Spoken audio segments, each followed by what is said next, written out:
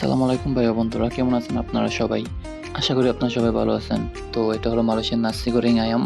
তো আমরা মালয়েশিয়ার রেস্টুরেন্টগুলোর মধ্যে কীভাবে নাসি গোরিং আয়াম বানিয়ে থাকি এটা আপনাদেরকে দেখাবো। তো এই মধ্যে আমি দিয়ে দিলাম ১ চামচ তেল, পেঁয়াজ, কাঁচামরিচ, ২ পিস রসুন এবং একটা ডিম। আর তার সাথে এখানে কিছু শাকসবজি এড করে দেওয়া হবে। এখানে শাকসবজি বলতে আছে পাতাকপি আর একটা শাক। আর লাল যেটা দেখছেন দিল এটা হলো সাম্বার। সাম্বার বলতে এটা মরিচ দিয়ে বানানো হয়। এটা খাবারের স্বাদ বাড়ানোর জন্য দেওয়া হয় এবং যে ভাতগুলো রাখা ছিল ভাতগুলো আমি দিয়ে দিলাম।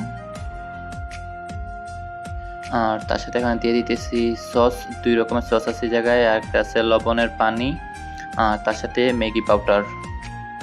এখন সবকিছু দেওয়া শেষ, এগুলো ভালোভাবে মিক্স করে নিতে হবে।